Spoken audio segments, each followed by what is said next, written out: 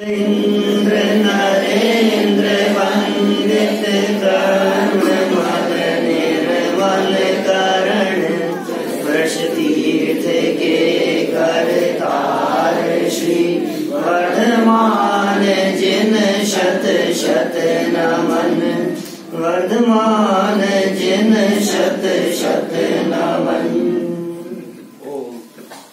सुर असुर इंद्र नरेंद्र के माध्यम से वंदित ऐसे वर्धमान जिनेन्द्र स्वामी को यहाँ कुंद कुंदाचार्य देव ने वंदन किया। ये वो वर्धमान स्वामी है, वे वर्धमान भगवान है जो त्रिलोक पूज्य हैं। आओ पंडित जी आ गया। जब भोपाल से पधारे हैं हमारे अंकुर जी शास्त्री जी पधारे। ये वो वर्धमान महावीर स्वामी हैं जिन महावीर स्वामी को तीनों लोकों के जीव पूजते हैं। सुर असुर इंद्र नरेंद्र और सबसे जो वंदित हैं त्रिलोकी नाथ कहलाते हैं हमारे भगवान। पता है आपको? तीन लोक के नाथ हैं वो, तीन लोक के नाथ हैं। तीनों लोगों के जीव उनके चरणों में झुकते हैं। साहब आप त्रिलोकीनाथ कह रहे हो, लेकिन हमारे पड़ोस में तो शर्मा जी रहते हैं, वो तो मानते ही नहीं त्रिलोकीनाथ। तुम अपने घर में कुछ भी कहते रहो त्रिलोकीनाथ है, सारा जगत पूछता है, सारा जगत मानता है। तुम अपने घर में कहते रहो, सारा जगत तो मानता नहीं है। क्यों मना होता? ऐसा लगता है ना। अब अपने ही मन से अपने ही कमरे में बैठकर अपने ही हॉल में बैठ करके तुम अपनी अपनी प्रशंसा करते रहो। हमारा जैन धर्म विश्व धर्म है, तो सारा विश्व का मानता है तुम्हारे जैन धर्म को। भगवान महावीर स्वामी विश्व वंद्य हैं, तीनों लोकों में माननीय है। तुम्हारे कहने से हो जाएंगे? तो सुनो भाई, हमारे कहने से नहीं होंगे तो तुम्हारे नहीं मानने से भी नहीं होंगे, ऐसा नहीं। तुम कहोगे हम नहीं मानते तो मत मानो, तुम्हारे नहीं मानने से क्या फर्क पड़ता है। मैं आपसे पूछता हूं, चलिए पढ़े लिखे लोगों की सभा है, इस सभा में कितने लोग जानते हैं भारत के राष्ट्रपति का नाम क्या है? कठिन प्रश्न नहीं पूछा है, हाथ खड़ा करें।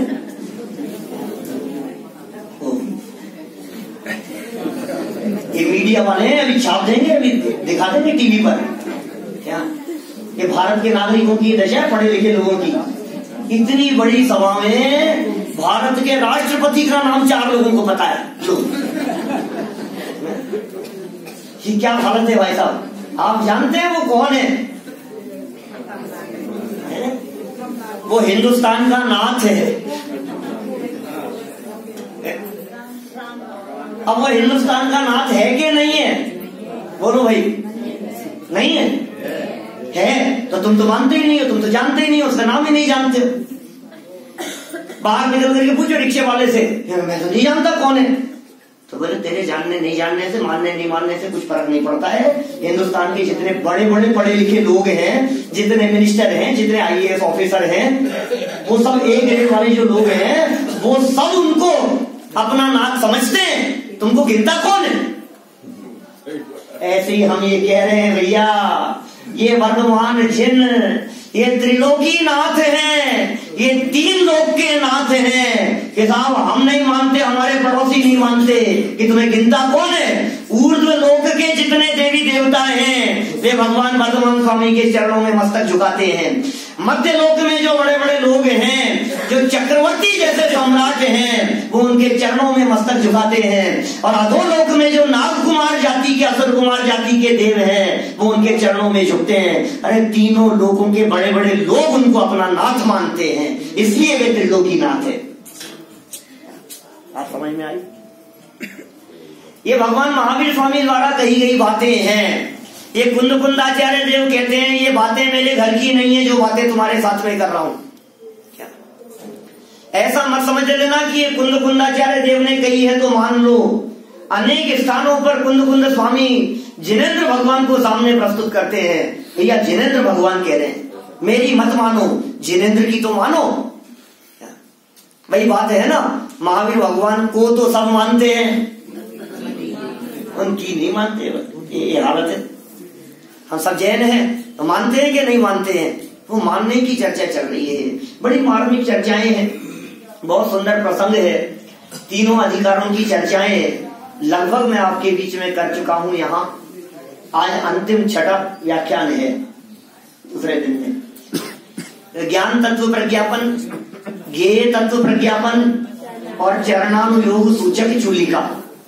और पूरे प्रवचन सार ग्रंथ को पढ़ लेने के उपरांत भी मेरे पास 2-3 तरफ से घूम फिर करके प्रश्न आ गए। और अभी भी जैसा पूछा कि साहब आप तो कुल मिला करके बता दो कि करना क्या है, करें क्या, हमारे हाथ में क्या है। बीच बीच में शंका समाधान में क्रमबद्ध पर्याय भी आ गई बीच बीच में, तो ऐसा लगता है कि अब तो हमारे हाथ में कुछ है ही नहीं। अच्छा, हमारे हाथ में कुछ नहीं है तो फिर क्या करें ये तो बताओ। शुरुआत कहां से करें अनुराग जी, कहां से शुरू करें बोलो? है कोई जवाब आपके पास में? भैया कोई जवाब है? शुरुआत कहां से करें? कोई कहता है मोक्ष मार्ग प्रकाशक से शुरू करो, कोई कहता है नहीं रत्नकरण श्रावकाचार से शुरू करो, कोई कहता है छेड़ावा से शुरू करो, फिर कोई कहेगा नहीं बालबोध से शुरू करो, बालबोध पाठमाला से पढ़ो। अब पंडित जी हम तो बहुत कंफ्यूज हो गए, हम कैसे शुरू करें ये बताओ? कर्णानुयोग से शुरू करें कि चरणानुयोग से शुरू करें? बोलो साहब, रवि जी किससे शुरू करें? द्रव्यानुयोग से शुरू करें। अब हमारा तो मन ही नहीं लगता द्रव्यानुयोग में, हम क्या करें? हम तो आत्मा की बातें समझ में नहीं आती है, और ज्यादा आत्मा की बातें करो तो हमारे ऊपर से जाती है। कैसे शुरू करें? सुन भैया एक काम कर, हम तेरे ऊपर कोई दबाव नहीं डालते, तेरे को जहां भी शुरू करना है, जिस ग्रंथ से शुरू करना है, जिस क्लास से शुरू करना है, जिस कक्षा से शुरू करना है वहां से शुरू कर। लेकिन एक बात ध्यान रखना, श्रद्धा से शुरू करना। क्या कहा? कहां से शुरू करना इसका जवाब दे रहा हूं। क्या? श्रद्धा से शुरू करो, ये शुरुआत है। क्योंकि बिना श्रद्धा के तुम कुछ भी पढ़ो तुम पढ़ नहीं पाओगे, हर जगह पर प्रश्न चिन्ह खड़ा कर देगा। द्रव्यानुयोग की बात करो, किसने देखे 6 द्रव्य? हम नहीं मानते। धर्म द्रव्य नहीं दिखता, अधर्म द्रव्य नहीं दिखता, हम इसको नहीं मानते, हम उसको नहीं मानते, हमें आत्मा समझ में नहीं आती। मैं उन लोगों से बात कर रहा हूं जो लोग नए नए यहाँ आए हैं। क्या? मैं पढ़े लिखे लोगों से बात नहीं कर रहा, मैं उनसे बात कर रहा हूं जिनको शुरुआत करनी है। आप शुरुआत यहां से करो, श्रद्धा से। श्रद्धा से शुरू होगा काम। विश्वास रखना, जिनवाणी में जो कही गई बातें हैं ये बातें परम सत्य है, ये वीतरागी संतों द्वारा कही गई बातें हैं, ये सत्य महाव्रत के धनी जीवों द्वारा कही गई बातें हैं। भाई साहब, कल हमने चर्चा की थी थोड़ी विज्ञान के संदर्भ में, 1 घंटा चर्चा की थी ना। ये वीतरागी संतों द्वारा कही गई बात है, भरोसा उस पर नहीं, यहाँ भरोसा होना चाहिए। श्रद्धा से शुरुआत होगी। हमारे यहां शंका का कोई स्थान नहीं है कि साहब कोई बात हो तो पूछे नहीं, जिज्ञासा है, जिज्ञासा रखो, शंका नहीं। शंका में प्रश्न चिन्ह खड़ा करना है। बोलचाल की भाषा में कह दो कि एक शंका है, लेकिन वो जिज्ञासा के अर्थ में है। एक जिज्ञासा है, बात समझ में नहीं आ रही है, कंसेप्ट समझ में नहीं आ रहा है, ये बात पूछनी है हमारे को, इसकी विवक्षा समझ में नहीं आ रही है, लेकिन आप ये कहो कि मैं नहीं मानता इसको। किसने देखा ये सब? द्रव्यानुयोग स्वीकार नहीं करता, चरणानुयोग की बातें करो तो कहता है मुझे भरोसा नहीं होता, आलू में अनंत जीव है। एक ऐसी बात हो गई साहब, छने हुए पानी की बात करते हो, फिर अंतर्मुर्ध में बिना छना जैसा हो जाता है।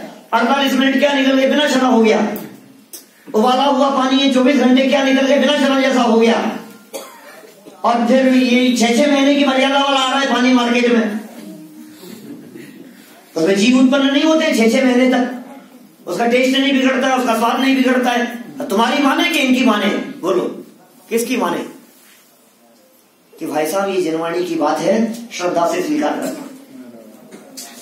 पहला वाक्य याद रखो, श्रद्धा से, क्योंकि बिना श्रद्धा के आप चरणानुयोग पढ़ नहीं पाएंगे, बिना श्रद्धा के आप कर्णानुयोग नहीं पढ़ पाएंगे। चाहे सुमेरु पर्वत की चर्चा करो, चाहे नंदीश्वर द्वीप की चर्चा करो, चाहे जम्बू द्वीप की चर्चा करो, चाहे विदेश क्षेत्र की चर्चा करो, चाहे विद्यमान 20 तीर्थंकरों की चर्चा करो, आप स्वीकार नहीं कर पाएंगे। जब मैं कहता हूं ना लोगों से विदेश क्षेत्र की चर्चाएं करता हूं, सिमंदर भगवान की चर्चाएं करता हूं, वो ऐसे लोगों के बीच में चर्चाएं करता हूं जो सिमंदर भगवान से थोड़ा सा परहेज रखते हैं। क्या उन लोगों के बीच में जब मैं चर्चा करता हूं तो कहते हैं यार ये तो तुम्हारे हैं, ऐसा कहाँ है, किसने देखा? कहीं ऐसे लोग मिलते हैं, किसने देखा है? रोजाना पूजन करने वाले भाई साहब, रोजाना पूजन कर रहे हैं और उनसे बात करो सिमंदर भगवान के बारे में तो कहते हैं यार इस धरती पर है, हमें भरोसा नहीं है। आप क्या कह रहे हो? इसी धरती पे सिमंदर भगवान आज भी मौजूद है। ये अर्थ फ्लैट है और समूह शरण लगा हुआ है और देव लोग इस धरती पर आ रहे हैं और 3-3 गतियों के जीवन की वाणी सुन रहे हैं, हमें भरोसा नहीं होता। तुम्हें भरोसा नहीं होता तो रोजाना अर्घ काय का चढ़ा रहे हो तुम? विद्यमान श्री बीज से शंकर सिद्ध प्रभु के गुण गाओ, सारी समाज चढ़ा रही है ना। आपको भरोसा नहीं है इसके ऊपर, विद्यमान बीज से शंकर है भरोसा। मतलब मेरा कहने का मतलब ये है श्रद्धा के बिना काम नहीं चलेगा, श्रद्धा से शुरुआत करनी पड़ेगी आपको। एक बार की ऐसी घटना है, बीज से शंकर विधान का आयोजन था एक कॉमन समाज के बीच में। तो बीज से शंकर का आयोजन रखा, हम वहां गए, पहुंचे तो बीच में जैसे विधान शुरू हुआ बीच में एक सज्जन खड़े हो गए, बड़े नाराज हुए। बोले क्या मचा रखा है तुम लोगों ने? पहले 24 के 25 कर दिए, अब 24 में से 4 उड़ा दिए। क्या बात कर रहा है अभी? बीज से शंकर विधान था तो बोले तुमने 4 उड़ा दिए, कौन से उड़ा दिए? मैं कोई जवाब देता, उसके पहले बगल में एक और सज्जन बैठे थे, बोले बैठ जा, तुझे पता नहीं है शिखर जी से भी इसी तो मोक्ष गए हैं।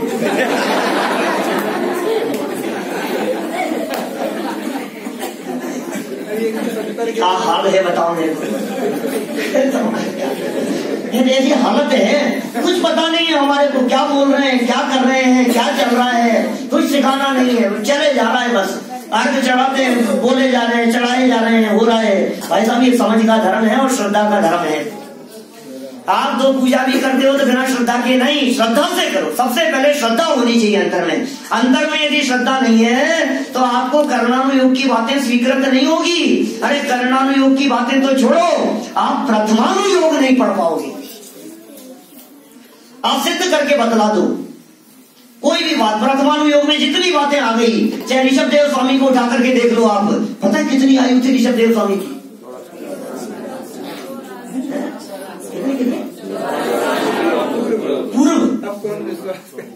पूर्व क्या होता है? कितना प्रश्न? 84 लाख पूर्व। ये पूर्व क्या है वो पूछ रहा हूं मैं तो। पीछे से आ रही है आवाज। कितनी? 70,56,000 करोड़ वर्ष का एक। क्या भाई साहब?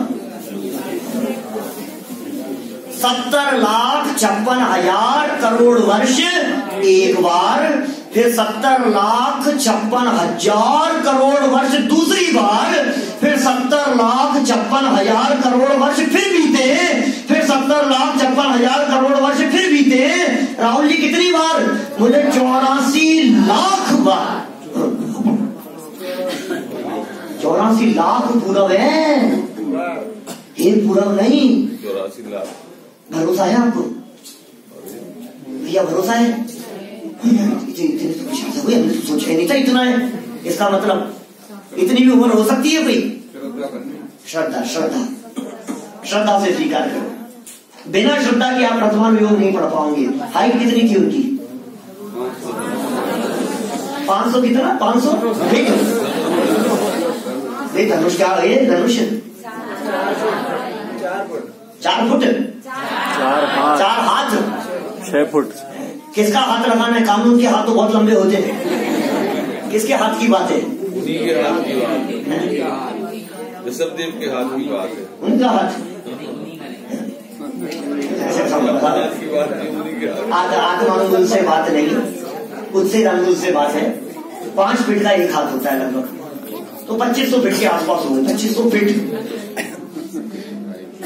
मैंने 2500 फीट और एग्जैक्ट कैलकुलेशन बताऊं आपको तो 820 मीटर की हाइट थी, लगभग 1 किलोमीटर से ज्यादा हाइट ऋषभ देव स्वामी की। भरोसा है? 1 किलोमीटर की हाइट वाले व्यक्ति और फिर जब वो ऐसे भवन में बैठते होंगे ना, तो ऐसे हाथ ऊपर करते होंगे तो छत तो होगी थोड़ी सी। और महल उनका 84 मंजिल का था, 84 मंजिल।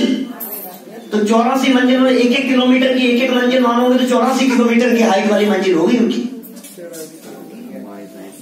अरे यार बड़ी यार, आप ये बातें मत करो यार। अब पता नहीं क्या परेशानी है लोगों को, भरोसा नहीं होता है, विश्वास नहीं होता है। इसलिए कह रहा हूं, आप बिना विश्वास के भागवत पाठमाला भी पढ़ेंगे तो भरोसा नहीं होगा।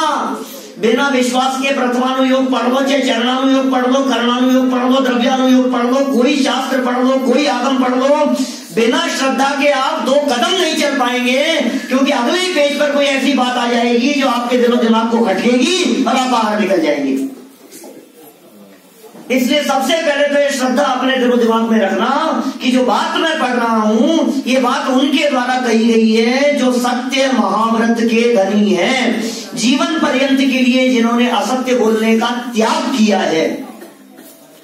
बात यदि समझ में नहीं आ रही है तो मेरी समझ में फर्क हो सकता है। कोई बात यदि गले नहीं उतर रही है तो आप जिज्ञासा भाव से पूछना। अरे न्यूज़पेपर में कोई बात आ जाती है तो तुरंत भरोसा करता है, और देखो अब तो अखबार में भी, और वो क्या, वो आमिर खान ने कह दिया। साहब कौन से खान ने क्या कही, रात को भोजन नहीं करना चाहिए, पता नहीं कैसे, अक्षय कुमार ने कह दिया। हम साहब को याद रखे उसका नाम, आप याद रखो दूसरों को प्रमाण देने के लिए। अक्षय कुमार प्रामाणिक है तुम्हारे लिए, पर मित्रा के संत प्रामाणिक नहीं है। वो कह रहा है और लोग धनाधन फॉरवर्ड किए जा रहे हैं क्या, और लग रहा है जो बात हो गया, वो भी कह रहा है, वो भी कह रहा है, वो भी कह रहा है, गजब हो गया। और कल वो कुछ और कहने लग जाएगा तो फिर क्या होगा। और रात्रि भोजन त्याग की बात करते करते वो शराब का ऐड करने लग गया, अब क्या करना है बोलो। और व्यक्ति प्रामाणिक है कि नहीं है, पहले ये नक्की करो। ये प्रामाणिक व्यक्ति है, इनके द्वारा कही गई सब बात स्वीकार करने योग्य है। हम जो भी बात स्वीकार करेंगे ये वीतरागी संतों द्वारा कही गई बात को स्वीकार करेंगे, श्रद्धा से स्वीकार करेंगे, और काम हो गया बस। अब कहां से शुरुआत करनी है, अब कहां सवाल रह गया है इसमें, इस हम क्यों करें ये बताओ, हम तो शुरुआत ही क्यों करें, क्यों भाई मीटिंग कर, हम पढ़े काहे को, 2-3 दिन से पढ़े क्यों हम, आखिर हम नहीं पढ़े तो तुम्हारा क्या बिगड़ रहा है, कि हमारा काहे को बिगड़ेगा, तुम नहीं पढ़ोगे तो तुम्हारा ही बिगड़ेगा।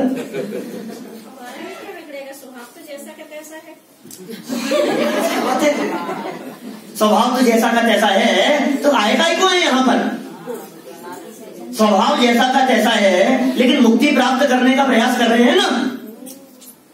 काम तो पर्याय में होना है ना, काम स्वभाव में नहीं होना है, काम सारा पर्याय में होना है भाई साहब। और जो पर्याय में काम होना है, बिगाड़ भी पर्याय में होता है, सुधार भी पर्याय में होता है। तो जो पर्याय में बिगाड़ हो रहा है उस बिगाड़ से बचना है और पर्याय में सुधार करना है। और ये जो बिगाड़ से सुधार होता है, ये सुधार स्वभाव के अवलंबन से होता है क्या? इसलिए दृष्टि उसकी करनी है, सुधार तो करना ही है। अभी सुधार ही नहीं करना हो तो फिर हो गए सम्यक दृष्टि, फिर तो बैठो अपने घर में, काय आयोजन किया है यहाँ, पंडित जी को जबरदस्ती 200 किलोमीटर से बुलाया है यहाँ। ये तो क्या, एक आ रहे हैं दूसरे जा रहे हैं, ऐसे लगा रखा है उन्होंने लाइन से, आना जाना चल रहा है उत्पाद व्यय जैसे। गाथाएं चल रही थी कल उत्पाद व्यय द्रव्य वाली, ये सभा द्रव्य है और हम उत्पाद व्यय हैं। हमारा व्यय तुम्हारा उत्पाद और सभा जो के त्यों, इनमें भी कुछ का व्यय हो जाएगा, कुछ का उत्पाद हो जाएगा, ऐसा चलता रहेगा। अरे भैया स्वभाव से देखो, ये बात बड़ी गंभीर है। जो चर्चा हम ये कर रहे हैं, हम आखिर धर्म करें क्यों ये बताओ। बहुत से लोग ऐसे मिल जाते हैं जो ये कहते हैं, अरे बड़ी जी क्या रखा है धर्म कर्म में, जिसने कीने धर्म। क्यों साहब हंस रहे भाई साहब, ये तो इन्हें तो और करो धर्म, फूटे तो हम ये तो फूटना ही तो है हमारे को, करना क्या है। हमारा सारा प्रयास, हमारा सारा पुरुषार्थ एकमात्र इसके लिए है, सारी विधि उसके लिए है। अच्छा चलो कोई बात नहीं, ये मत करो, तुम बताओ तुम क्या करना चाहते हो, वो बता दो। चलो हम ऐसे चर्चा कर लेते हैं, थोड़े घुमा करके चर्चा कर लो। धर्म तो नहीं करना तुम्हारे को, मत करो। बहुत सारे लोग नहीं है ना, ये खाओ पियो मौज करो, ऋणम कृत्वा घृतम पीवेत, भस्मीभूतस्य देहस्य पुनरागमनम कुतः में क्या है? खूब खाओ पियो मौज करो, किसने क्या देखा है? कुछ नहीं है, जो होगा सब ठीक है। ठीक है बेटा, कोई बात नहीं, तुम्हें जो करना है तुम कर लो, लेकिन जब फल भोगने का समय आएगा ना तो फिर रोएगा। कहते हैं ना, ये जीव पाप तो हंसते हंसते करता है, लेकिन जब फल भोगने का प्रसंग बनता है तो फिर आंख से आंसू बहते हैं। संभालो अपने परिणामों को। भूल करके भी कभी इस तरह की अश्रद्धा का भाव नहीं आए कि हम ये धर्म क्यों करें। आपको मालूम है ये जैन कुल में जन्म लेना कितने भाग्य से हुआ है? जैन कुल में जन्म लेने का थोड़ा आपको इतिहास पता है? कल शाम को कुछ लोग पूछने लगे थे मेरे से, ये जैन कुल में कैसे कैसे जन्म हुआ है। आगम प्रमाण से बात करता हूँ सारी। पहले तो मनुष्य जन्म की बात कर लूं, ज्यादा लंबाई नहीं करूंगा, डिटेल सुननी हो तो 2 घंटे के व्याख्यान है मेरे इस विषय पर। मैं ये कह रहा हूं, असंख्यात भव, ऐसा समझो अनंत भव त्रियंच के, फिर असंख्यात भव नरक के, असंख्यात भव देव पर्याय के मिले तो एक भव मनुष्य का मिलता है। क्या क्या कह रहा हूं मैं? कितना दुर्लभ है रवि भाई। काल्पनिक बात नहीं कह रहा हूं, सब प्रमाण से बात कर रहा हूं। ये मनुष्य पर्याय जो मिल गई है ना, असंख्यात बार देव पर्याय मिले तो एक भव मनुष्य का मिलता है। और लोग ऐसे ऐसे मिल जाते हैं सभा में बैठे हुए हैं कि पंडित जी 3 दिन से आ रहे हैं आपके प्रवचन में, एक बात बतलाओ, पंचम काल चल रहा है, मोक्ष तो है नहीं, स्वर्ग कौन सा हो सकता है? मोक्ष है नहीं इस पंचम काल में, कौन से स्वर्ग तक जा सकते हैं? कितने तक जा सकते हैं? ये पंचम काल में तो 16वें स्वर्ग तक जा सकते हैं। बस बस बस पंडित जी 16वां ऐसे ही 3 दिन आपके प्रवचन सुने बराबर हमने, और 3 दिन भैया के प्रवचन सुन लेंगे यहाँ हम, तो बताओ हमारे को 16वां नहीं तो कम से कम पहला दूसरा तो मिल जाएगा ना। 6 दिन में 6वां हो जाएगा। स्वर्ग जाना है, इसको देवगति में जाना है, इसको देवगति की महिमा आ रही है। हम कह रहे हैं असंख्यात बार, कल्पना करो एक बार, असंख्यात फिगर कह रहा हूं मैं, 100, 200, 500 की बात नहीं कर रहा हूं, काल्पनिक बात नहीं है, पहले ही कह चुका हूं मैं। श्रद्धा से स्वीकार करना, जनवाणी की बातें श्रद्धा से स्वीकार करना। असंख्यात भव देवगति के मिले तो एक भव मिलता है मनुष्य का। और सुनो, अभी तो मनुष्य के भव की बात की है हमने, जैन कुल की बात कहां कही अभी हमने? हमारे साथ चलो अभी रेलवे स्टेशन पर, किसी बाहर निकलो आप रोड पर, कितने लोग ऐसा मनुष्य गति के जीव हैं, कितने दुर्लभता से मनुष्य जीवन मिला। अब जैन कुल की बात करो तो जैन कुल के संदर्भ में सदाशिवदास जी, रत्नकरण Shravakacharya, page number 52, 52 number page पर सदाशिवदास जी बात कहते हैं। पढ़ी राहुल जी? आ चुकी है विषय, नहीं आया अभी, अब आएगा। देखो अभी क्या क्या कहा है वहां उस 52 नंबर पेज पर। और ये अनंत, असंख्यात नहीं, अब फिगर बदल गया, अनंत बार ये जीव मनुष्य पर्याय धारण करे, अनंत बार, तो एक बार उच्च कुल में पैदा होता है। बोलो, आगम की बात कह रहा हूं, अनंत बार अनंत बार अनंत बार। आपको पता नहीं है कितने जन्मों का पुण्य इकट्ठा होता है, तब जाकर के मनुष्य पर्याय की प्राप्ति होती है। और ये मनुष्य पर्याय प्राप्त हो गई, जैन कुल मिल गया, जनवाणी सुनने का अवसर मिल गया, ये वीतरागी तत्व ज्ञान मिल गया, और सुनने का परिणाम नहीं आया हमारे को, और व्यापार रोजगार काम धंधे के अंदर उलझा रहे, तो कहते तेरे अभाग्य की महिमा हमसे नहीं की जा सकती। अभागा है अभागा, कौन भाग्यशाली है और कौन अभागा है, इस बात का निर्णय कैसे करें हम? मोक्ष मार्ग प्रकाशक पेज नंबर 17 उठा करके देखो।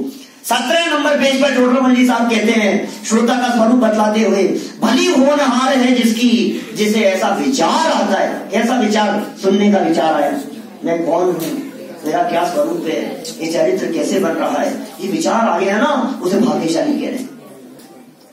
अब आगे है वे जीव जिन्हें जनवाणी सुनने का विचार नहीं आता, लाखों करोड़ों में खेलते हो, अरबों में खेलते हो, लंबी चौड़ी संपत्ति हो, वैभव हो, अनाप शनाप पैसा हो, लेकिन जनवाणी सुनने का यदि विकल्प नहीं आता है, वो अभागा है। और गुरुदेव कहा करते थे, जूतों में बैठ करके भी जनवाणी सुनने का अवसर मिले तो अपने आप को भाग्यशाली समझना। महाभाग्यशाली है वे जीव जिन्हें जनवाणी कान में पड़ रही है ना, ये जनवाणी, ये महाभाग्योदय है। भाग्योदय तो है भाई साहब, पुण्य का उदय तो है, लेकिन इससे काम नहीं चलेगा, काम तो आगे करना है। पुण्य की वजह से संयोग तो मिल गए हमारे को, लेकिन असली काम तो कब होना है? जिनवाणी सुनने के लिए आकर के बैठना, जिनवाणी की चर्चा कान में पढ़ना और यहाँ आकर के बैठे, इसमें पुण्य का उदय है। ये पुण्य के उदय से होता है। जिसका तीव्र पुण्य का उदय नहीं हो उसे ये बातें सुनने को नहीं मिलती। आप कहते रहो लोगों को सुनने चलना भैया, सुनने चलना भैया, विद्वान आए हैं, बाहर से विद्वान आए हैं, उनको सुनने के लिए जाओ। आप कितना भी कहते रहो नहीं सुनेंगे वो। बाद में सुन भाग्य ही नहीं है उनके उस जाति का पुण्योदय ही नहीं है। जिसके इस जाति का पुण्योदय नहीं है उसका भाग्योदय सुनने को नहीं मिलेगा उसके। तो जिनवाणी को सुनना ये पूर्व पुण्य के उदय से है। इसमें तुमने क्या क्या कर लिया, वो कौन सा तीर मार लिया, यहाँ आकर के बैठ गए तो डॉक्टर साहब आ गए, सौरे साहब हम तो बहुत भाग्यशाली है, हम तो बहुत भाग्यशाली है। अरे तेरा सारा का सारा भाग्य पूर्व के पुण्य के उदय से है। नया क्या किया तूने? बासी खा रहा है। किताब रोज आते हैं सुनने के लिए, रोजाना आ रहे हैं, जिनवाणी सुन रहे हैं, गुरुदेव के व्याख्यान सुन रहे हैं, प्रवचन सुन रहे हैं, लाभ ले रहे हैं, रोज सुन रहे हैं कि सुन तो रहा है। जिनवाणी सुनने के लिए आकर के बैठने में पूर्व का पुण्योदय काम कर रहा है। जिनवाणी को अपने में बिठाना ये पुरुषार्थ का काम है। क्या सुनने के लिए आकर के बैठना और जिनवाणी को अपने में बिठाना ये दोनों अलग अलग काम है क्या? पहले तो हमारे ये पुण्य का उदय ख्याल में आए कि हम कितने भाग्यशाली हैं जो ये जिनवाणी की चर्चाएं हमारे को सुनने को मिल गई है। नहीं है भाई साहब, जैन कुल में जन्म लेने के बावजूद भी ये तत्व नहीं मिलता है, ये तत्व की चर्चा नहीं मिलेगी। आज बतलाओ पूरे दुनिया में कितने जैन हैं, पूरे हिंदुस्तान में कितने जैन हैं, कितनी जैन समाज है और उनमें से कितनों को ये तत्व मिल गया है। ये जो माल हमारे को मिल गया है ये माल प्योर माल है, मिलावट नहीं है इसमें। सारे दुनिया में मिलावटी माल बिक रहा है क्या? ये प्योर माल मिल गया है। ये 24 कैरेट का गोल्ड है, ये 16 ताव का सोना है भाई साहब। ये प्योर चीज मिल गई है हमारे को और हमें इसकी महिमा नहीं आ रही है। ये शुद्ध, अरे रोग नहीं, राग की भी जहां मिलावट नहीं है ऐसा तत्व दिखाने वाले जीव मिल गए हमारे को महाभाग्य से, जिन्होंने गुंजायमान की ये वाणी की। अरे प्रभु तू परमात्मा है, तू देख अपने आप को, तू भगवान है, तू भूला हुआ भगवान है, तो इसमें कमी नहीं है। सिद्धों में और तेरे में कोई कमी नहीं है। तो एक बात स्वीकार कर इस बात को, अंदर से देख तो सही, तू है कौन? सिद्धों की जाति का है तू। उनको देख और अपने को देख और मिलान करके देख। तेरे में और सिद्ध परमात्मा में कोई अंतर नहीं है। सोचो जरा कहता क्या है जैन धर्म, बड़ी मुश्किल से पाया है मानव जन्म, सिद्ध सी सभी की आत्मा। सुना कभी?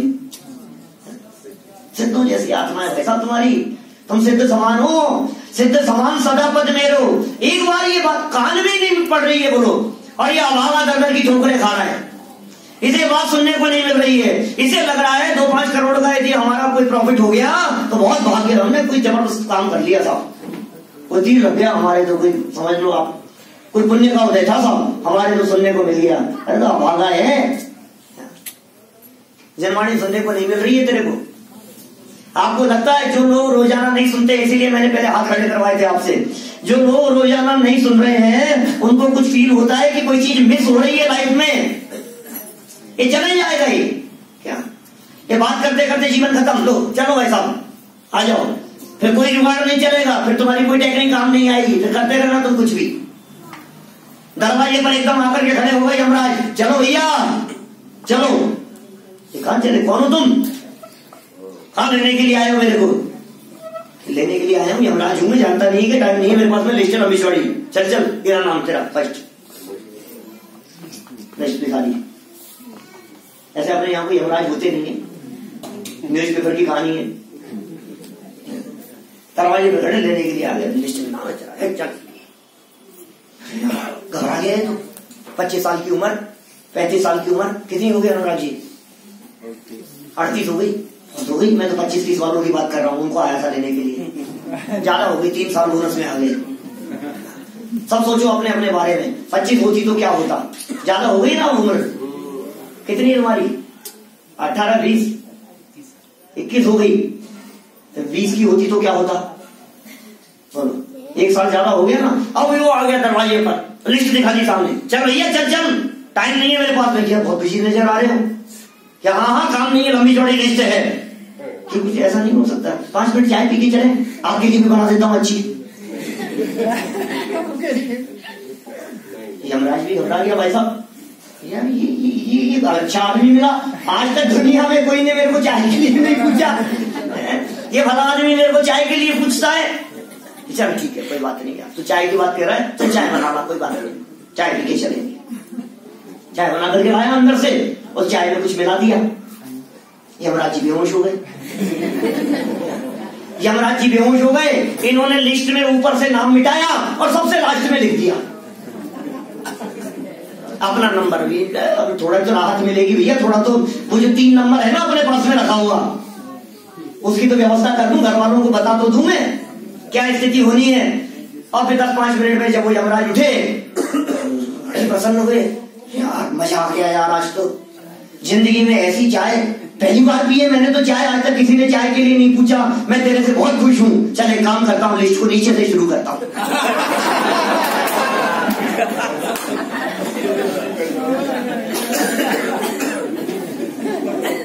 भैया समय बहुत कम है, टाइम बहुत कम है हमारे पास में, हमें पता नहीं है टाइम कब पूरा हो जाए। सबसे बड़ा माइनस पॉइंट ये है कि हमारे को ये नहीं मालूम कि हमारा ये डीजल पेट्रोल कौन सी घड़ी में जाकर के खत्म हो जाएगा।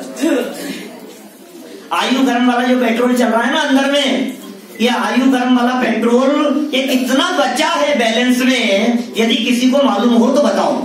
आपके बैलेंस में कितना डीजल और है अंदर, ये कुछ है मालूम आपको?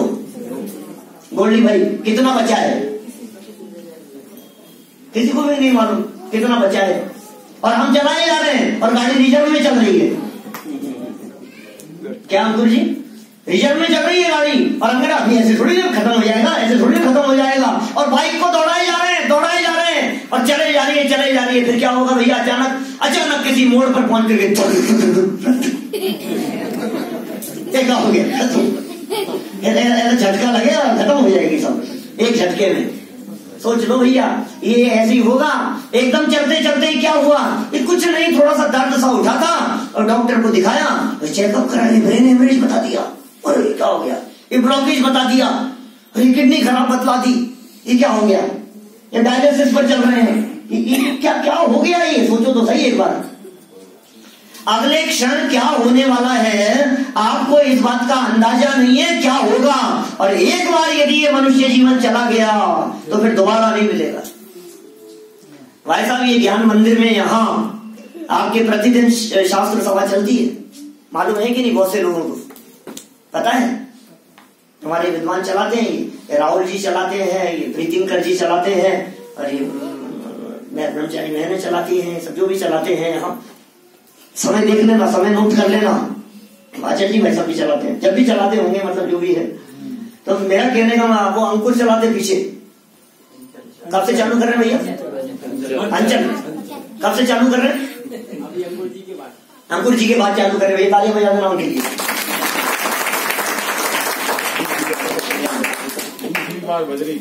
दूसरी बार बजरी ताली नहीं, अंकुर जी के बाद का उन्होंने वादा किया है, जनवाणी सामने विराजमान है ना, बराबर। ओ क्या करें भाई साहब, थोड़ा सा उद्धार हो जाए हमारा, थोड़ा सा घर की दिशा बदल दो। प्रश्न आया वास्तुशास्त्र, थोड़ी दिशा बदल ले मकान की। किधर किधर करें भाई साहब? कौन सी दिशा अच्छी है? कौन सी वाली अच्छी है? पूरा ईशान, ईशान ज्यादा अच्छी है, और उत्तर और दक्षिण वाले तो महावीर था। सुनो, हमारी किस्मत कैसी लगती है तुम्हारे को? पहले ये बताओ, हमारी किस्मत कैसी है? पहले ये बताओ। दक्षिण मुखी घर है हमारा। और सुनो, हिंदुस्तान में दक्षिण मुखी घर से अच्छा घर हो नहीं सकता। मैं बहुत गंभीरता से बतला रहा हूं, मैं दिशा विषय की बात नहीं कर रहा हूं। वास्तुशास्त्र वाले तुम्हारे कुछ भी कहें, उससे कोई मतलब नहीं है। लेकिन दक्षिण दिशा वो दिशा है जिस दिशा की तरफ यदि आपके मकान का मुख है तो गर्मियों के दिनों में सूर्य की किरणें आपके मकान के अंदर नहीं जाएगी, दरवाजे के बाहर तक रहेगी, और सर्दी के दिनों में सूर्य की किरणें आपके घर के अंदर तक जाएगी। दक्षिण दिशा वाले मकान यहाँ भी होंगे किसी के? मेरा है। आपका है? आपकी किस्मत खराब है क्या? बहुत अच्छी है। दोनों टाइम क्या देख रहे हो? कुछ दम नहीं है। कौन सी दिशा अच्छी है और कौन सी दिशा खराब है ये ऐसा है ही नहीं। हमारे यहाँ नंदीश्वर द्वीप चारों दिशाओं में है।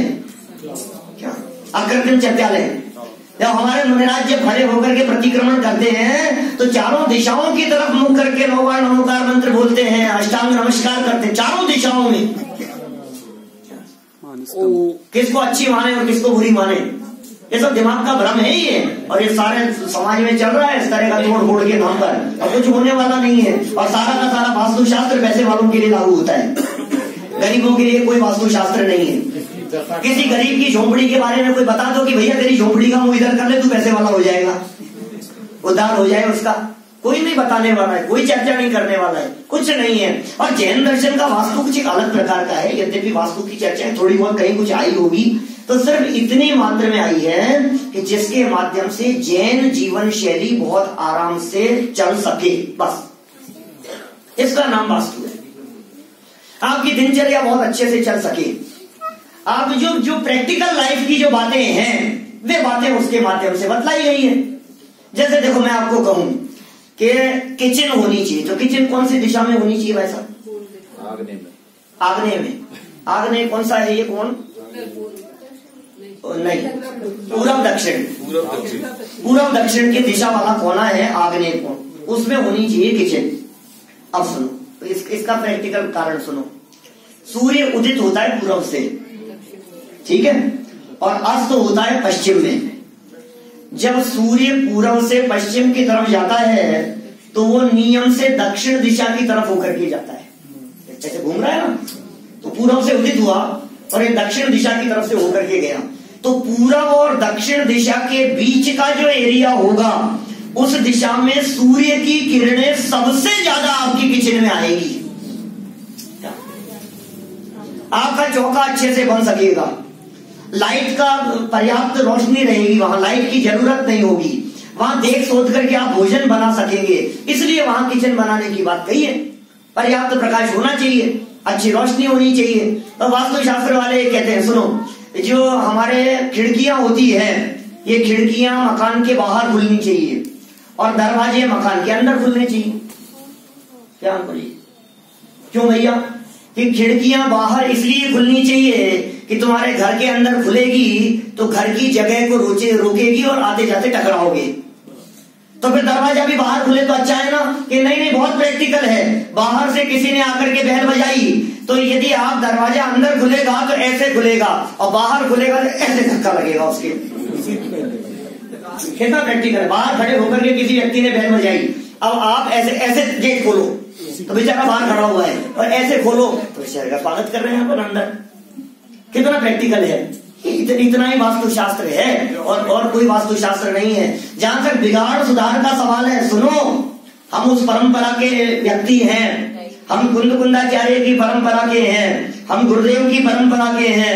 भगवान महावीर स्वामी अपनी दिव्य ध्वनि में क्या कहते हैं? सुन, जड़ कर्म भी जहां हमारा कुछ नहीं बिगाड़ सकता, द्रव्य कर्म जब कुछ नहीं बिगाड़ सकता, तो ये नौकर्म क्या बिगाड़ देगा? ये तो नौकर्म है ना, ये संयोग तेरा क्या बिगाड़ देगा? घूमता फिरता रहता है, बस इधर उधर की बातें करता रहेगा, उसे काले कपड़े पहन करके। यदि आए हमारे पास में मुन्ना भाई साहब और वकील साहब, इनके दोस्त ने किसी ने कह दी कि बदल करके आओ, काले बदल करके आओ, तो मैंने कहा मेरी भी काली जैकेट है, बदल करके चलूं क्या? फिर नहीं पड़ी, वो हमारे कही है। लोगों को दिमाग में ऐसा था काला काला काला। अरे काले कपड़े से नहीं, काले परिणाम से बचे। काले परिणाम से बचना नहीं चाहता है और काले कपड़े से बचना चाहता है, उससे क्या होगा? उससे ठीक है, सिंपल सोबर होने चाहिए, ज्यादा तड़क भड़क वाले नहीं होने चाहिए, परिणामों में खराब दिखे इस तरह के नहीं होने चाहिए, जिससे किसी के भाव बिगड़े इस तरह के नहीं होने चाहिए, परिणामों में उज्ज्वलता बनी रहे, इसलिए सिंपल सोबर पहनो आप। वो सारी बातें बराबर है, लेकिन अब काले काले के नाम पर इतना घुसा दो दिमाग में कि वो काले से ही डरने लग जाए। फिर मेरा एक प्रश्न रही है। अरे मोबाइल के ऊपर भी कवर जो है ना ये काला दिख रहा है, अरे लाऊं कि नहीं लाऊं मंदिर में? काला मोबाइल चलेगा कि नहीं? फिर सर के काले बाल वाले चलेंगे कि नहीं? क्या होगा समझ में नहीं आ रही है। बाल काले हैं तो ठीक है और दांत सफेद है तो ठीक है। जो जैसा है उसे वैसा स्वीकार करो ना। वस्तु स्वरूप को यथार्थ रूप से स्वीकार क्यों नहीं करता है? अपने परिणामों की संभाल क्यों नहीं करता है? जो है सो है, बस जो होता है सो होने दो, होनी को स्वीकार करो, अपने परिणामों की संभाल करो। फल तो परिणामों का लगता है भैया। ये गाथा में क्या कहते हैं देखो आप, यहाँ आचार्य कुंद स्वामी ये गाथा में क्या कह रहे हैं। 180 नंबर गाथा, 180-81 नंबर गाथा। बंध कैसे हो रहा है, बंधता कैसे है, ये 2 गाथाएं पढ़ता हूं मैं, फिर चर्चा करता हूं मैं। राग रुष और मोह ये परिणाम इनसे बंध है। बंधन कैसे? हिंसा से बंधन नहीं है, प्रवृत्ति से बंधन नहीं है, खान पीन से बंधन नहीं है, तुम्हारे परिणामों से बंधन है। राग है शुभ अशुभ किंतु मोह रुष तो अशुभ ही। पर के प्रति शुभ भाव पुण्य, पर अशुभ तो बस पाप है। पर दुख क्षय का हेतु तो बस अनन्यगत परिणाम है। अपने आत्मा का परिणाम वो दुख क्षय का हेतु है। पुण्य पाप में उलझे हैं हम लोग, सारा जगत पुण्य पाप में उलझा हुआ है। अभी तो पाप और पुण्य की भी खबर नहीं है, फिर दोनों के स्वरूप की खबर नहीं है, फिर त्रिकालिक दुर्गय भगवान आत्मा को पहचानता नहीं है। काम तो वहां आकर के होगा। सारा का सारा खेल परिणामों का है भैया। यहाँ बैठे हुए आज किसी भी व्यक्ति ने इतना सा मात्र सोच लिया कि ये जनवाणी सुनने का अवसर भाग्य से मिला है और मैं कोशिश करूंगा यहाँ सुनने आने की, इतने मात्र में उसने अपार पुण्य का संचय कर लिया। ऐसे पुण्य का संचय कर लिया, समझ लो आप अरबों खरबों की संपत्ति तुम्हारे घर में आकर के ऐसे मकान का गड्ढा खोदने में निकले, ऐसा पुण्य बांध लिया आपने। ये साधारण नहीं है ये बातें। किसका नाम भाग्य, किसका नाम अभाग्य। छोटी छोटी सी बातों में भाग्य अभाग्य दिखता रहता है। 2 पैसे की लॉटरी क्या खुली है तो भाग्यशाली समझने लगता है अपने आप को। अभी ट्रेन क्या छूट जाए, यार मेरी तो किस्मत ही खराब है, जहां देखो वहां रिजर्वेशन नहीं मिला, ये नहीं हुआ, मेरी ट्रेन छूट गई, इसका ये हो गया, उसका वो हो गया। क्या करें? पति आए हमारे यहाँ खाना खाने के लिए, दूध ही फट गया हमारे यहाँ, मेरी तो किस्मत ही खराब है। तो इसमें तुम्हारी क्या किस्मत खराब है? पंडित जी की खराब है। बात बात में इसको ऐसा लगता है मेरे भाग्य खराब है, मेरी किस्मत खराब है, मेरे तो बच्चे कहना ही नहीं मानते, हमारे साथ तो ऐसा ही होता है, हमारे साथ तो ऐसा ही होता है। क्या होगा? तेरे को जैन कुल मिल गया है, तेरे को जनवाणी सुनने का अवसर मिल गया है, तो अपने आप को अभागा कह रहा है। अभागा मत समझना कभी अपने आप को। ये जनवाणी की बातें सुनने का अवसर मिल रहा है, अरे जिसके माथे पर माँ का हाथ हो वो बालक कभी अभागा हो नहीं सकता। ये जनवाणी माँ हमारे माथे पर है, जिसके माथे पर ये तत्व ज्ञान और जनवाणी माँ ये वितरागी संतों का भय हस्त है, वो कैसे अभागी हो सकते हैं? रोटियां न मिले तो न मिले, इससे कोई फर्क नहीं पड़ता है। भोजन मिले चाहे न मिले, इससे कोई फर्क नहीं पड़ता है, क्योंकि हमारा भाग्य ये रोटियों पर निर्भर नहीं करता। हमारा भाग्य परिस्थितियों के ऊपर निर्भर नहीं करता, हमारा भाग्य हमारे परिणामों पर निर्भर करता है। अरे बाहर में भले ही कुछ न हो, लेकिन दिल से हम राजा हैं, नहीं नहीं ऐसा परिणाम उज्जवल है हमारे, भाव उज्जवल है हमारे। टोडरमल जी ने कम से कम 25 जगह पर ऐसा प्रयोग किया इस मोक्ष मार्ग प्रकाशक ग्रंथ में। फल तो परिणामों का लगता है, फल तो परिणामों का लगता है। हे जीव तो अपने परिणामों को संभाल, हे जीव तो अपने परिणामों को संभाल। तेरा काम तो बुद्धिपूर्वक तत्व विचार में उपयोग लगाना है, तेरे परिणाम संभाल। देखो परिणामों की महिमा, देखो परिणामों की विचित्रता। परिणाम की बात करते हैं जगह जगह पर, 25 से ज्यादा जगह पर। बोलो दिखा सकता हूँ खोल खोल करके आपको। परिणाम संभाल, परिणाम संभाल। ये पूंजी है तेरी, ये संपत्ति है तेरी, ये खर्च हो रही है, इसका पता नहीं है। ये मनुष्य जीवन के दुर्लभ क्षण कहां बीत रहे हैं, इसका हमारे को अंदाजा ही नहीं है। कहां जा रहे हैं, ये खत्म हो रहा है, जिंदगी बीत रही है और परिणामों का ठिकाना नहीं है। परिणामों को लगा कहां रहा है। भाव सुधारो भाई साहब, बिना भावों के काम नहीं चलेगा। ये मनुष्य जीवन का एक एक क्षण इतना अमूल्य है भाई साहब कि करोड़ों अरबों की संपत्ति भी उस एक क्षण की बराबरी नहीं कर सकती। कहां जा रहे हैं? दुकान पर राग द्वेष करने में, लड़ाई झगड़ा करने में, नाप तोल में, इसमें बीत रहे हैं और झगड़े में बीत रहे हैं और 2-2 पैसे के लिए लड़ मरता है, झगड़ लेता है। भिखारी को देगा नहीं, सब्जी वाले से झगड़ लेगा, रिक्शे वाले से झगड़ लेगा, 2-2 5-5 रुपए के लिए पता नहीं क्या करेगा। सुनते रहिए, ये 5 रुपए बचाने का जो परिणाम है ना, ये 5 करोड़ का पुण्य घटा रहा है। अब बोल क्या करना चाहिए? इसको पता ही नहीं, कर्मों का खेल नहीं मालूम। इसको तो लगता है मैंने 5 रुपए बचा लिए, मैंने 15 रुपए बचा लिए। और दिन भर मेहनत कर रहा है बेचारा, खींच रहा है तुम्हारे को वजन लेकर के, और उससे बचा करके क्या कर लोगे तुम? और कौन सा निहाल हो जाओगे 5 रुपए बचा लोगे तुम? और सब्जी वाला 2-2 रुपए करके 2 रुपए बचाता है 1-1 किलो सब्जी में। 2-2 5-5 रुपए 1 किलो सब्जी बिकती है, तब जाकर के 2-5 रुपए बचाता है। और हमने बहुत तीर मार लिया उससे। वो कहता है 22 रुपए, हम कहते हैं 20 में नहीं देगा क्या? वो रिक्शे वाला कहता है 25 रुपए में चलूंगा, ये कहता है नहीं 20 में चलेगा क्या? वो उसको जाने देता है। वो बेचारा मुंह लटका करके खड़ा हो जाता है, क्या करे? नहीं है किस्मत। 5 रुपए के कारण तुमने क्या कर लिया बताओ? ये उदारता का परिणाम नहीं आता है। गुरुदेव के शिष्य हैं हम, हमें सारे जीव भगवान नजर नहीं आते हैं, ये पैसा ही भगवान दिखता है। ऐसा उज्जवल परिणाम रखो, भाव बनाओ, अपने भाव भूमि तैयार करो। जिनके हृदय में करुणा का भाव नहीं होता, जिनके हृदय में दूसरे जीवों के प्रति करुणा का भाव नहीं है, दया का भाव नहीं है, उनके हृदय में ये तत्व ज्ञान कैसे प्रवेश करेगा? ये सम्यक दर्शन की प्राप्ति करना सब चाहते हैं, ये मोक्ष मार्ग शुरू करना चाहते हैं, लेकिन ये मोक्ष मार्ग शुरू करने के लिए 5 लब्धियों की प्रक्रिया से गुजरना पड़ता है। और उन 5 लब्धियों की प्रक्रिया में दूसरा नंबर विशुद्धि लब्धि का आता है। ये भाव भूमि और विशुद्धि जब तक तैयार नहीं होगी तब तक कुछ काम नहीं होगा। अंदर से परिणाम भीगने चाहिए। अंदर से परिणाम तो इतने कठोर रहते हैं, मंदिरों के अंदर झगड़ रहे हैं आपस में, बोलो ये इनका मंदिर और ये इनका मंदिर, उनके यहाँ ऐसा होता है और इनके यहाँ ऐसा होता है। ऐसा नहीं हो सकता कि सब हमारे हैं।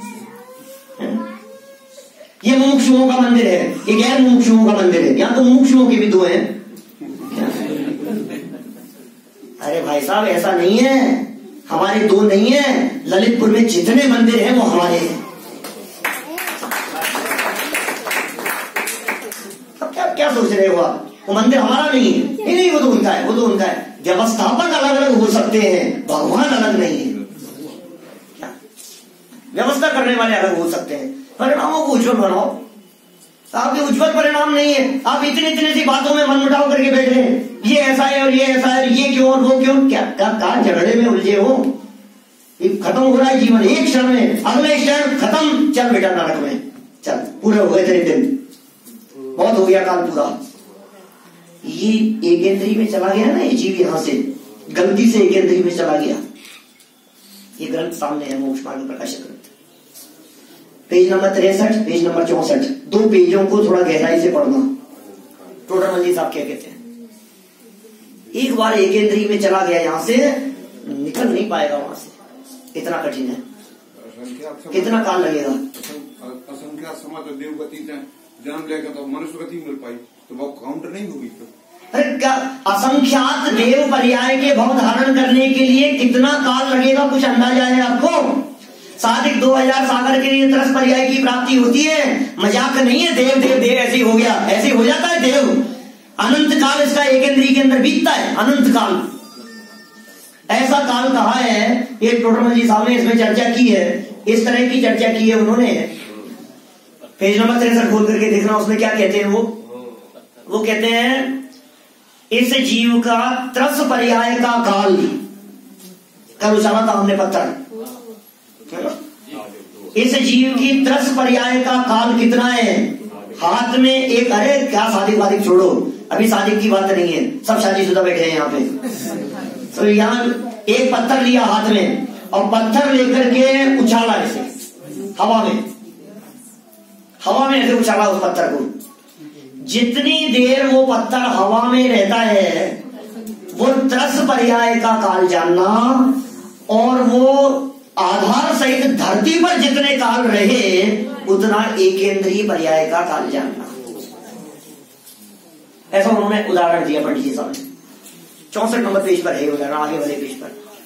अब जरा कल्पना करो, वो पत्थर जो तुमने उछाला था रोड पर ऐसे चलते हुए, अब वो दोबारा पत्थर कब उछलेगा? कौन आएगा? बोलिए भाई, मैंने अभी एक पत्थर उछाला था नीचे, अब उस पत्थर को आप लोगों में से कौन उछालेगा, कब कब उठेगा वो? एक इंद्रिय पर्याय का काल ऐसा है। और सुनो, अब उसमें भी वो पत्थर यदि कदाचित उछले भी, कैसे? पैर की ठोकर लगकर यदि कदाचित थोड़ा सा उछला तो 2 इंच ऊपर उछल करके दोबारा धरती पर चला गया। 2 इंद्रिय पर्याय की प्राप्ति हुई, त्रस हो गया, अब दोबारा चला गया भाई, ओह खत्म। अब कब निकलेगा वहां से? चिंतामणि रत्न जैसा दुर्लभ का है, साधारण नहीं है। कितना लंबा काल है ये। जीव पृथ्वी कायिक में, जल कायिक में, अग्नि कायिक में, वायु कायिक में, वनस्पति कायिक में त्रस पर्याय की प्राप्ति नहीं हुई। इन 5 स्थावर पर्यायों के अंदर यदि परिभ्रमण करता रहे तो परिभ्रमण का उत्कृष्ट काल कहा है असंख्यात कल्प काल। एक कल्प काल कितना बड़ा सा दिवाकर जी? 20 कोड़ा कोड़ी सागर। 20 कोड़ा कोड़ी सागर का एक कल्प काल, एक नहीं असंख्यात कल्प काल बीत जाए और ये जीव पृथ्वी से जल और जल से पृथ्वी और इनमें भटकता रहे, इधर उधर घूमता रहे और त्रस नहीं हुआ। अभी सुनो, अभी क्या हुआ आगे? वहां से मरकर ये जीव इतर निगोद में चला गया और इतर निगोद में चला गया तो वहां का उत्कृष्ट काल कहा है 2.5 पुद्गल परावर्तन। एक पुद्गल परावर्तन का काल कितना बड़ा होता है?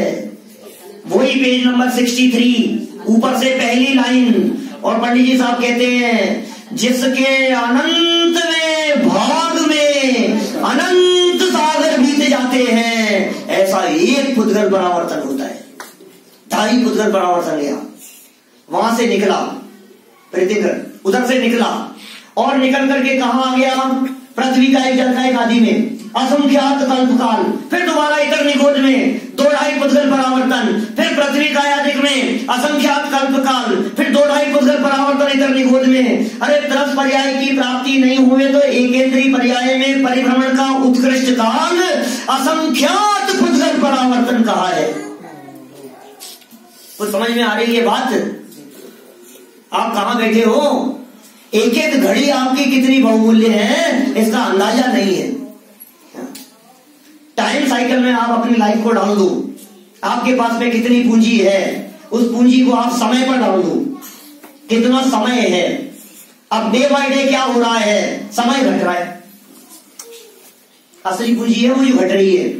अब मौत नजदीक आती जा रही है, अब डे बाय डे घटता जा रहा है। अब बोलो क्या करें?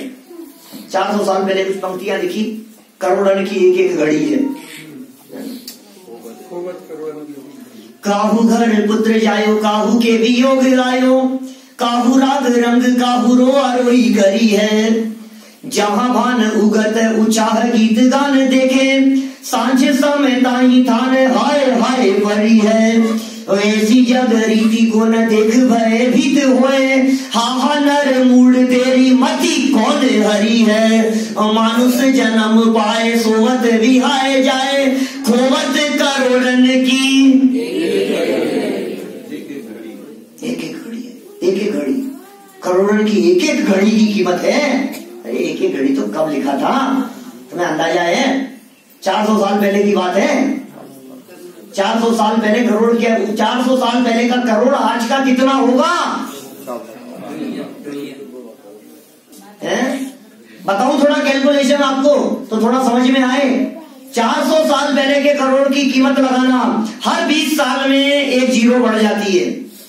पुराने लोग यहाँ बैठे हुए होंगे, मैंने पुराने लोगों से सुना है, वो बात आपको सुनाता हूँ। कुछ लोगों की उम्र के हिसाब से वो बात घटित होती हुई दिखेगी, स्पष्ट ख्याल में आएगी। सन 1940 की बात बताता हूँ। है कोई 1940 देखने वाले यहाँ? नहीं, कोई बात नहीं। 1940 में 10 रुपए महीने घर के खर्चे में काम चलता था। ये बातें आप लोगों ने अपने पिताजी से, दादाजी से सुनी होगी।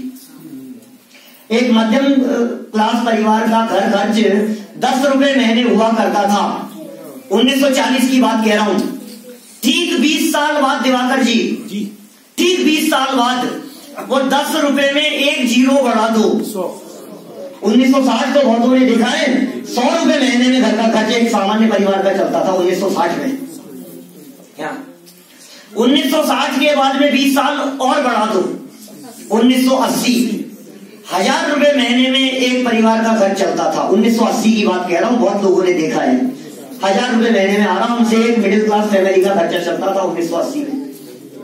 1980 के बाद 20 साल और बढ़ा दो सन 2000, और 1000 में एक जीरो और बढ़ाओ 10,000 रुपए महीने में सन 2000 में घर का खर्चा आराम से चलता था। ठीक है, सन चल रहा है 2019, क्या 10,000 में एक जीरो और बढ़ा दो, क्या साल सवा साल बाकी है अभी, देख लो आप, लाख रुपए महीना साधारण सी बात दिख रही है, घर घर में ये हो रहा है। मैंने कहां से बता दिया आपको, 40, 60, 80, 2000, 2020, हर 20 साल में एक जीरो बढ़ रही है। अब लगाओ 400 साल में कितनी जीरो बढ़ानी है हमको, 20 जीरो लगा लो जो भी है। अब कल्पना करो आप, 400 साल में 20 जीरो, और किसके आगे, करोड़ के आगे। मनुष्य जीवन की एक एक घड़ी करोड़ों के समान कही गई, और 1 करोड़ के आगे लगानी है आपको 20 जीरो, माने 1 के आगे लगेगी 27 बिंदु। बताओ हिंदुस्तान में कोई है जो 1 घड़ी की कीमत दे सके इस दुनिया में? कोई नहीं है भाई साहब, कोई नहीं दिख रहा है। 1 के आगे 27 जीरो की बात कर रहा हूं। मिलियनर बिलियनर कुछ नहीं है, सब है, एक कोने में डले हैं, उसके कुछ कीमत नहीं है। ये मनुष्य जन्म कितना दुर्लभ है। अर्थ करता हूं, 2 मिनट इसका सुनो। काहू घर पुत्र जायो, काहू के वियोग आयो। संसार की दशा का स्वरूप है, किसी के यहाँ पुत्र जन्म हो गया, किसी के यहाँ वियोग हो गया। काहू घर पुत्र जायो, काहू के वियोग आयो, काहू राग रंग, काहू रोआ रोई करी है। जहां भान उगत, सूर्योदय जिस जगह हो रहा है, जहां भान उगत उत्साह गीत गान देखे। गीत गान चल रहे हैं, उत्साह से आयोजन चल रहे हैं, नाच गान हो रहा है, और सांझ समय ताही थान हाय हाय बड़ी है। नहीं है ऐसी दशा? कितनी घटनाएं दिखती है, बोलो। आस पड़ोस में देखेंगे, अपने परिवारों में देखेंगे तो आपको दिखाई देगा, और यार कुछ भी नहीं था और एकदम ऐसी घटना घट गई। और बनारसी दास जी के जीवन में पुत्र जन्मना नी मरण, पुत्र वधु बागौन, और तीनों कार्य एक दिन भय एक ही भौन। बोलो, जन्म मरण परण तीनों एक दिन, एक ही परिवार में एक साथ तीनों घटनाएं घटी है। ये कैसे कैसी परिस्थितियां बन जाती है, बताओ। क्या कह दिया यहां, जहां भान उगत उचाह गीत गान देखे, सांझे समय ताई थान हाय हाय भरी है। और ऐसी जग रीति को न देख भय भीत होए। ऐसी जगत की दशा को देख करके भय नहीं होता है, डर नहीं लगता है तेरे को, घबराहट नहीं होती है थोड़ी सी। आज उनका ट्रेन एक्सीडेंट हो गया, आज भूकंप आ गया, ये बाढ़ आ गई, वहां सुनामी की लहरें उठती हुई दिखाई दे रही है। रोज घटनाएं, न्यूज़पेपर भरे रहते हैं ऐसी घटनाओं से। दिल नहीं दहलता है तेरा, घबराहट नहीं होती है तेरे को कुछ भी इन बातों को देख करके? ये क्या हो गया, ये क्या हो गया? कल बाथरूम में फिसल करके मरने की बात कही थी ललितपुर में, सुबह न्यूज़पेपर में उन्होंने दिखा दिया कि बाथरूम में फिसल के मर गए ललितपुर में। आज की न्यूज़पेपर में उन्होंने बताया दिवाकर जी ने कि पंडित जी आप कह रहे थे कल फिसल के मरने के लिए, ये देखो न्यूज़पेपर में, आज के न्यूज़पेपर में। मैंने कहा भैया मैंने उनके मरने की नहीं कही थी। ऐसी ऐसी दशाएं देख करके घबराहट नहीं हो रही, क्या हो गया है? वो क्या कह रहे हैं भूधरदास जी, सुनो तो सही। वो ये कह रहे हैं कि ऐसी जग रीति को न देख भयभीत होए, हा नर मूढ़, हे नर मूढ़, हे मूर्ख, हे मूर्खातिराज, हे मूर्ख शिरोमणि, हे महामूर्ख। क्या उपमा देने तेरे को? तेरी मति किसने हर ली है? तेरी बुद्धि को किसने हर लिया है? तेरी बुद्धि पे पत्थर पड़ रहे हैं। ऐसी बातें देख देख करके समझ में नहीं आ रहा है। ये घटनाएं दूसरों के साथ में घट रही है, ये घटनाएं मेरे साथ में नहीं घटेगी क्या? ऐसी जग रीति को न देख भयभीत होए, हा नर मूढ़ तेरी मति कौन हरी है। और मानुष जन्म पाए सोवत विहाय जाए। जा रहा है सोने, सोने में दिन निकल रहा है। दोपहर में जब तक सोए नहीं ना तब तक शाम का खाना नहीं बनता है ना? थोड़ी देर तो दिवस गमायो खाए कर, रात गमाई सोए, और भोंदू के भोंदू रहे, चले गांठ की खोए। हाँ नर मूड तेरी मति कौन हरी है, और मानुष जन्म पाए सोवत रिहाए जाए, खोवत करोड़न की एक एक घड़ी बहुत बहुमूल्य है। संभालो अपने आप को और समझो।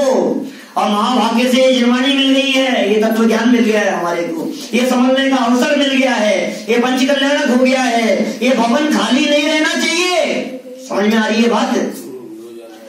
ये ऐसा हो जाना चाहिए कि डेली चलने वाली स्वाध्याय सभा से ये भवन ऐसा भरे कि बगल वाली जमीन जल्दी से जल्दी खरीदी जाए। इधर है तो इधर इधर हमारे लिए सब बराबर है।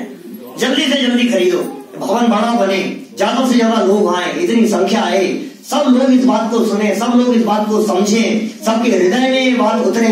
भाई साहब ये कल्याण के लिए है, ये किसी और के कल्याण के लिए नहीं, अपने परिवार के कल्याण की सोचो। अभी पिक्चर देखने गए हो डॉक्टर साहब? गए हो? अकेले कितनी बार गए? नहीं अकेले तो नहीं गए, किसी न किसी को। मेला देखने गए कभी अकेले? साथ में ले जाता है, आस पड़ोस वालों को आवाज लगा करके साथ में ले जाता है। तो ये भाई साहब यहाँ क्यों अकेले उठ करके चला आता है? उठ करके क्यों आ जाता है यहाँ अकेले? कि नहीं उनके लिए नहीं है, मैं तो अब ये समझ नहीं सकते, ये समझ नहीं सकते। तू बड़ा बुद्धिमान है, दूसरों के बारे में खुद ही निर्णय कर लेता है कि ये समझ नहीं सकते हैं। हर जीव समझ सके, जीव मात्र के लिए है ये जनवाणी। ये तत्व ज्ञान की चर्चाएं हर व्यक्ति के लिए है, सबके कल्याण के लिए है। अरे जिसे घर गृहस्थी में रहते हुए, जिसे बिजनेस में रहते हुए, जिसे व्यापार रोजगार में रहते हुए जंजाल लगता हो, जिसे कष्ट लगता हो, जिसे पीड़ा लगती हो, जिसे तकलीफ लगती हो, जिसे आकुलता लगती हो, जिसे बेचैनी लगती हो, अरे माँ की शरण में आकर के बैठ जाना, तुझे अवश्य शांति मिलेगी। ये माँ है जो तुझे संभालने वाली है, तेरे बाहरी जीवन को भी संभालेगी, तेरे अंतरंग से परिणामों को भी सुधारेगी। परिणाम सुधरेंगे, परिणाम विशुद्ध होंगे, परिणाम निर्मल होंगे, लेकिन उन निर्मल परिणामों में अटक मत जाना, क्योंकि अटकने के स्थान बहुत हैं। आगे बढ़ने के लिए पुरुषार्थ करना, बातों को समझना, अपने स्वरूप को समझना। मैं कौन हूं भैया, कहां से आया हूं मैं, मेरा क्या स्वरूप है, ये जीवन पूरा हो जाएगा तो क्या होगा, कहां चला जाऊंगा मैं, एक बार यदि ये जीवन पूरा हो गया तो कौन सी जगह पर जाकर के मेरे को जगह मिलेगी। एक बार गंभीरता से विचार करना इस बारे में। और ये अवसर मिल गया, आत्मा की चर्चा मिल गई, त्रिकाली ध्रुव है भगवान आत्मा मिल गया, कारण परमात्मा बना बनाया भगवान हमारे को गुरुदेव ने बतला दिया, और फिर भी न समझे, ऐसे अभावों से हम क्या बात करें।